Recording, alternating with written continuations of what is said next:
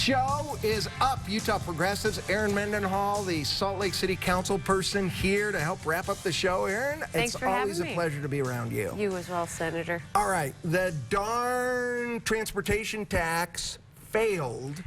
Were you surprised? I was surprised. In Salt Lake City, Salt Lake County particularly, we heard a lot of support from varying voices, and we had a split sort of down the middle with non-attainment counties for clean air, and this was something that we were putting a lot of air quality momentum How much money would it have behind. cost taxpayers? It would have been about $20 a year, $24 a year for the average taxpayer. And we would have had what? Brand new highways and freeways and bridges and stuff? The way the penny per the quarter cent would have been split, would have been a fourth of that would have gone to the county, 0.4 would have gone to UTA, and 0.4 would have gone to each city. So it's really up to those entities to decide. Does the city need the money?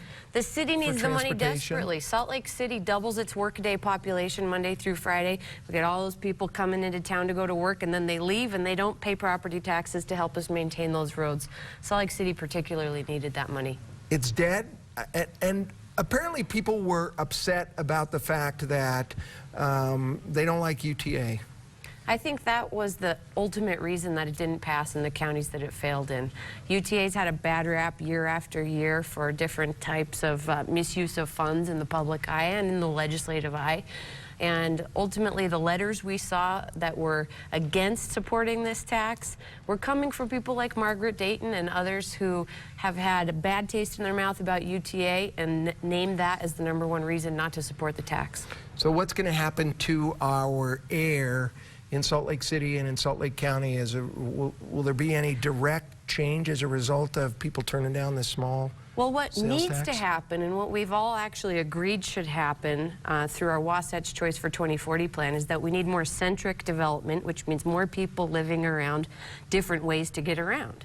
And that means investment in a transportation infrastructure that isn't just adding lanes to the freeways, but it's adding different ways for us to get around, whether that's bike lanes, which is a sore subject with a lot of people, but a reality for many others, to putting more bus service. And bus service was a big investment that I think Salt Lake City was looking forward to making, doing things maybe even like circulator buses through our neighborhoods. And it's not going to happen. It's not going to happen. Erin Mendenhall on the Salt Lake City Council and also a professional clean air person. Will you come back and be a guest and we'll talk 9 or 10 minutes about clean air? I could talk all day about clean air. All right. Erin Mendenhall, our special guest today. We want to thank everybody. Stay with us next week on Up Utah Progressives. We're always happy to have you watch.